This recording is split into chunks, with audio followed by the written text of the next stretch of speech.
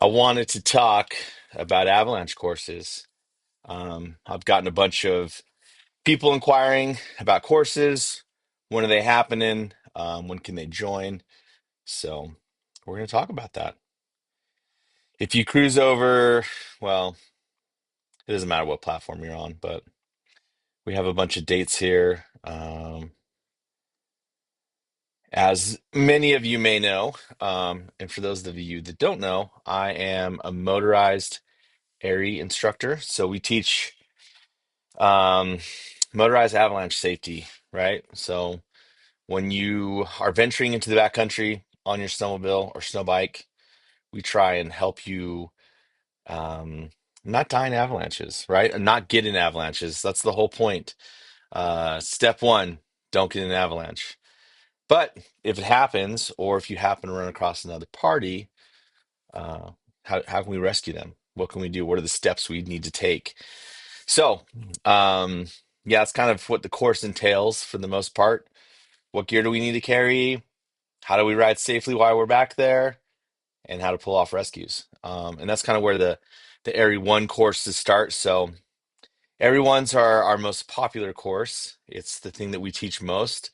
A lot of riders don't show up to level 2 after they've gotten to 1. It's kind of a one and done thing. But I will tell you this, avalanche skills are definitely perishable, and you need to consistently um, practice these skills. So, even if it's not with me, there's a lot of other instructors out there, but what we want to do is give you guys the opportunity to learn this stuff and then practice that stuff with your crew. It's a lot of fun. We do a lot of riding too. The thing about snowmobiling, opposed to skiing, like in a lot of ski courses, I think you do stand around a lot. I don't know. I've never been. I don't ski. Just that's the general vibe that's been given off to me about it. But in the snowmobile course, we travel through so much terrain. We need to ride the terrain. We need to look at the terrain, and we need to talk about it. So we do a little bit of standing around, but for the most part, I like to ride a lot in my course so that we can talk about terrain. Because ultimately, that's what's going to keep you safe is terrain management. Um, so anyway, a bunch of level ones coming up. I'm just going to fire some dates off real quick. Here in Utah, my first course up in the Uintas is going to be December 19th and 20th. That's a level 1. Next course will be also here in Utah, in the Uintas, January 10th and 11th. And then we're going to go to Ephraim down in the Fairview, Ephraim Skyline area and teach a course the 16th and 17th. Then um, I'm really excited about this. This is going to be my first time. It's been a while since I've been back to 3C guiding, but Cameron from 3C Guiding has invited me to come back out there. It's been back in the day, Cameron and I, as we first started building our businesses, we were actually doing stuff together. Like he'd need some rental sleds, so I'd drive to Laramie with my sleds, and it was awesome. So, really stoked to get back out to Laramie and do a level 1 on January 30th and 31st in Laramie, and then we're gonna follow that up right after with February 1st and 2nd, a level 2 um, for those in the area that have already had level 1 training done, and then back to Utah February 20th and 22nd for the level 2 that I do here in the Uintas. That's absolutely one of the coolest courses. Um, what people don't realize is in the level 2, we we start exploring into the terrain. We start traveling in the terrain. Level 1s, we're talking about it. We're gaining awareness. Um, we're teaching you how to safely go across things, one by one, stuff like that. But in the level 2, we're diving a lot deeper. I like to call it a riding course, because we definitely we jump way deeper into riding and navigating around avalanche terrain. So a lot of fun. You do need to be a well-rounded rider before you come to level 2. Don't just show up as a new rider. It it won't be fun for anybody. So, but as far as level 1s go.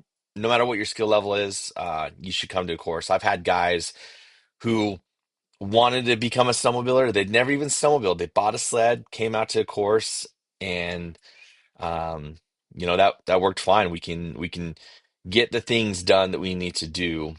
And then, I've also had a ton of expert riders out in level ones, but don't stop your education there. Come to level two.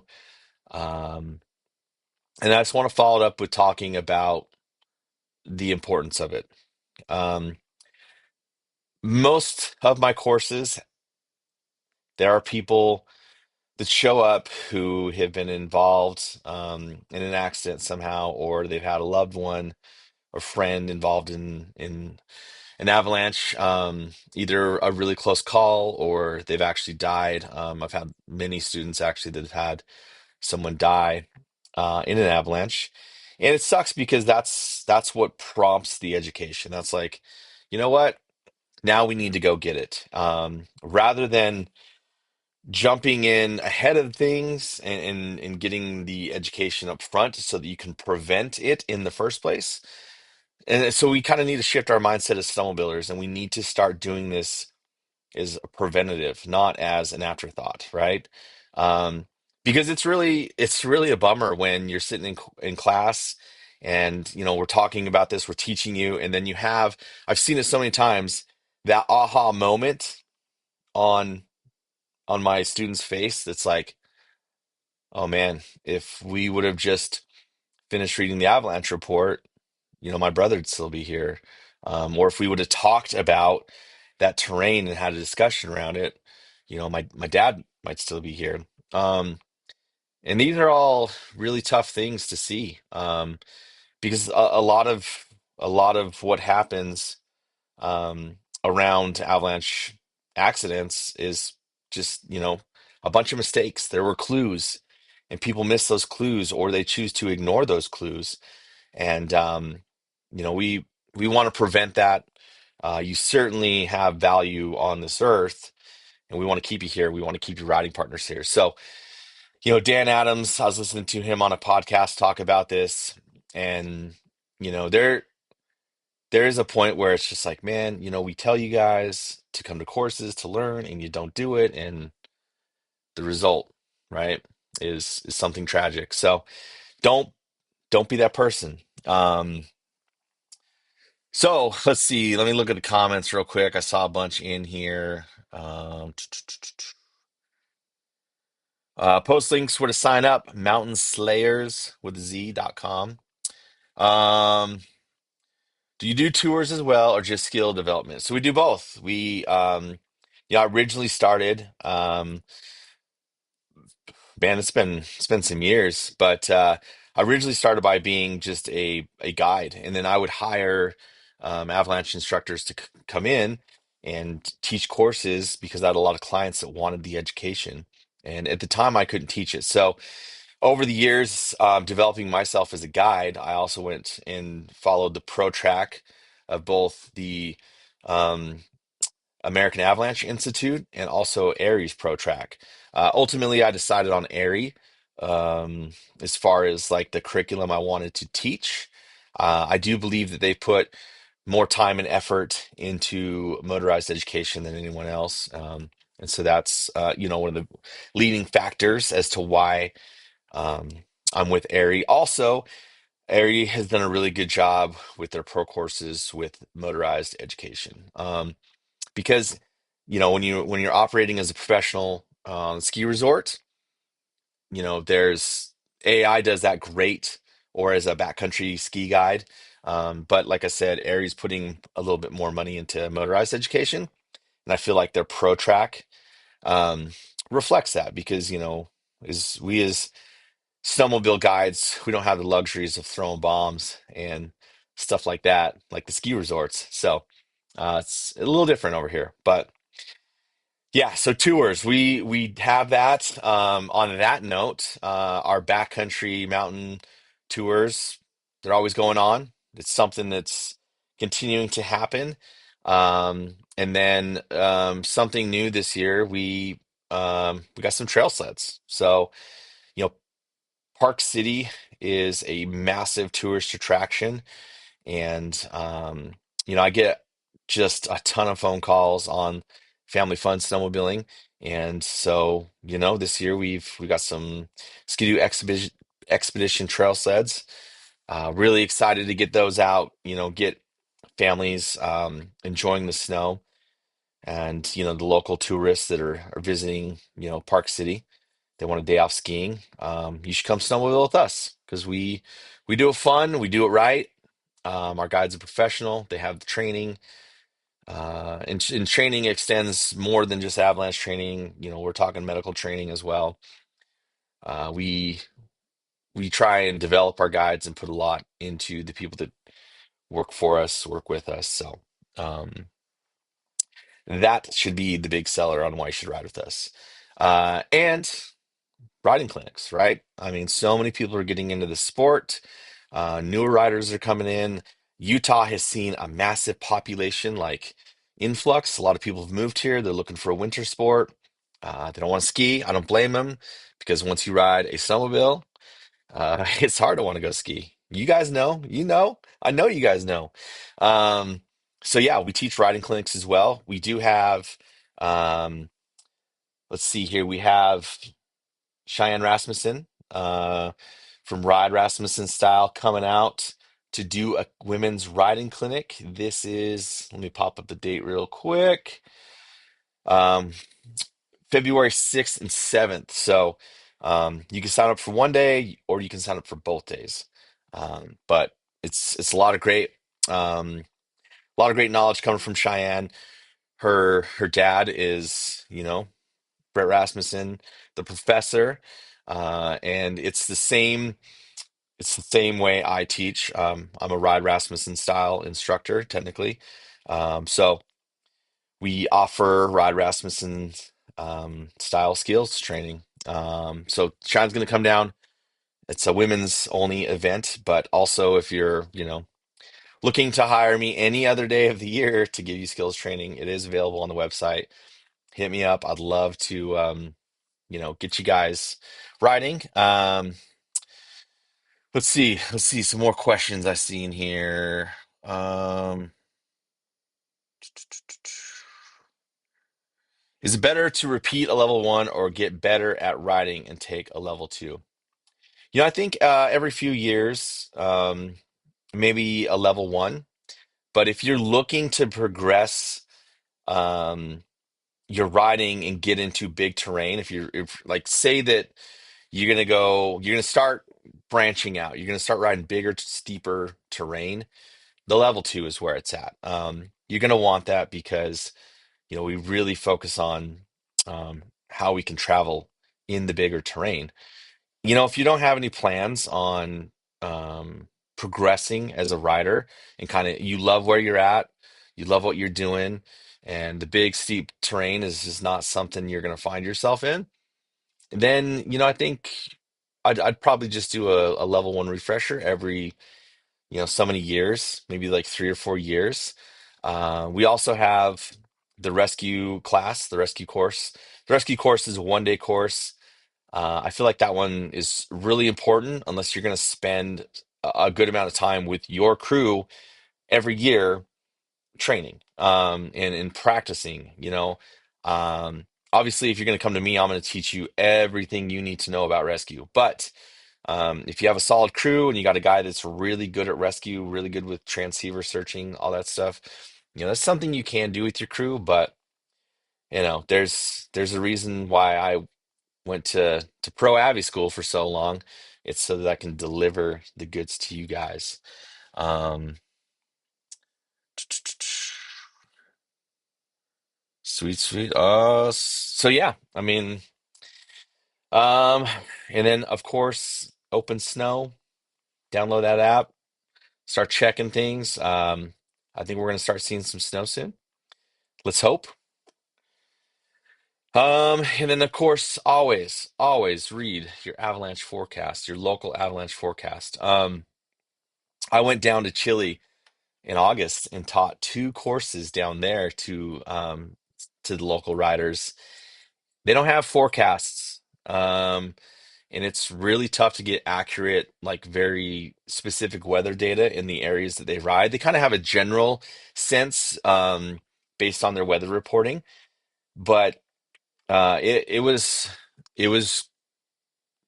I had to I had to reach inside and really like figure out how I was going to best teach these guys how to stay safe down there without forecasting and without weather, um, accurate weather data, you know.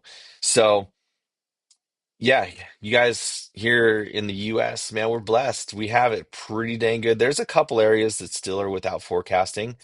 Um, you know, I think the Snowy Range is one of those places with Cameron. So, but luckily there's forecast centers around there where you can get some data. That's how Island Park was for a long time, but now they have forecasting. But there's we at least have options here. We at least can rely on weather data, stuff like that. So, which is all stuff we talk about in courses and how the weather, affects snowpack. Um, it's not just the snowfalls and things are grand out there. Um, the snow stacks up in different layers and it can either become safer or it can become more dangerous. And so that's what we're trying to teach you guys. But any other questions for me before I hop off here? I just want to get on real quick and remind you guys to take a course. You can find them on the website. If you're on my Facebook or YouTube stream right now, I actually have all the course dates listed, and I'll, of course, um, post a link to my website. We're gonna come do a course. You do. You should come do a course with me. It's fun. We have a blast. A group of 4 or 5, perfect. Speaking of groups of 4 or 5, if you want to book a private course with me, you just need a minimum of 4, a maximum of 18.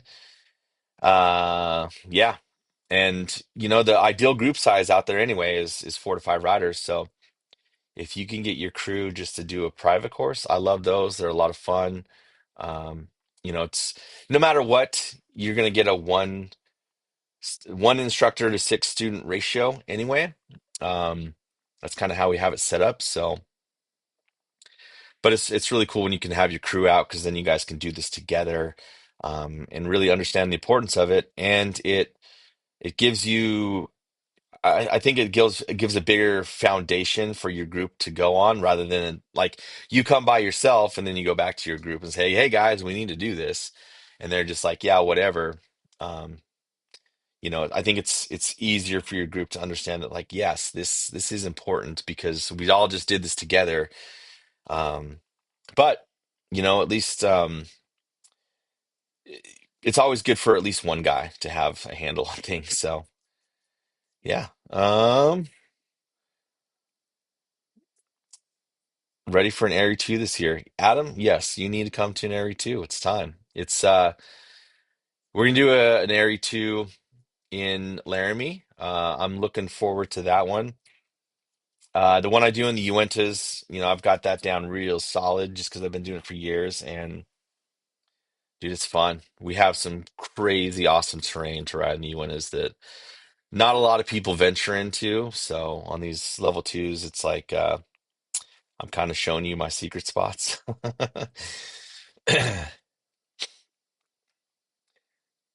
Yeah, so with group management, there's always everybody needs to be on the same page. I'm the most informed in the group, and that's the risk. Yeah. No, it's good that you're like the guy probably looking at the avalanche forecast, actually reading it, looking at weather, kind of making a plan for the day. That's something that a lot of groups miss out on. I feel like a lot of snowmobilers like, oh, it's going to dump this weekend. Let's go ride. But there's no real plan on where they're going to go, what risks may be out there.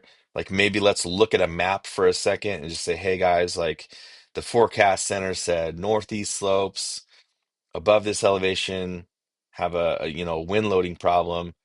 Are there any of those type of slopes where we're gonna go ride? I mean, that's part of what we're gonna teach you is, how can we go back there and ride safely? And I know as snowmobilers, we're like squirrels. We're all over the place, all over the mountain.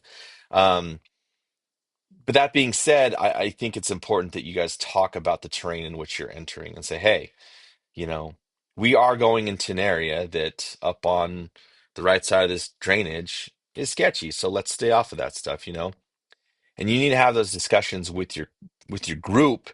Um, and really, you know, we're teaching you how to have those conversations. We're teaching you the red flags to look for so that you can stop with your group and say, hey guys, the snow has immensely started dumping way heavier. Like this is going to make it so the exit that we wanted to go out potentially has an avalanche danger. You know, I mean, there's there's a lot to it, but there's also not a lot to it. It's pretty safe to stay safe in the backcountry. Pretty easy to stay safe in the backcountry. And we just want to get you. We want to get you there. So, what's up, Frank? Yeah. So, uh, but I'm gonna help make it snow. I'm gonna go to India next week and go ride motorcycles in India for some days. I'm going to Goa, India. I don't know if any of you have ever been, but I got invited to go over there. And Motoverse, I guess it's one of the world's biggest motorcycle festivals, is going down. And I get to go and hang out with the Royal Enfield motorcycles. A lot of great people I know there. It's a brand that I've done some work for. So I'm really excited to get over there, do that. While I'm gone, it's going to be my sacrifice so that it actually snows. So at least I hope it's going to snow while I'm gone. I want to come back to winter, but that's about it. That's all I got going on. So, and then I get home from that around Thanksgiving, and I got some motorcycle tours to wrap up in St. George. We're still doing motorcycle tours. Got some this weekend. If you're around St. George, you want to go on some fun rides. We have a hard enduro tour that we do down there that will definitely test you. And then we have just our flowy, amazing single track. So. Got a bit of stuff, but yeah, like Thanksgiving area, I'll be down in St. George most of the time, ripping, and that's it. That's all. And then hopefully get some snow and I see some of you guys in course in the first course, December 19th. But any questions, if you want, drop them in the comments. Once I sign off here, I'll answer them and I'll post some links up where you can go on the Mountain Slayers website. Uh, Check out the tab clinics and courses. You can find all of our riding clinics, all of our Avalanche courses there. And yeah, have a good day. Hit me up. We'll see you guys later.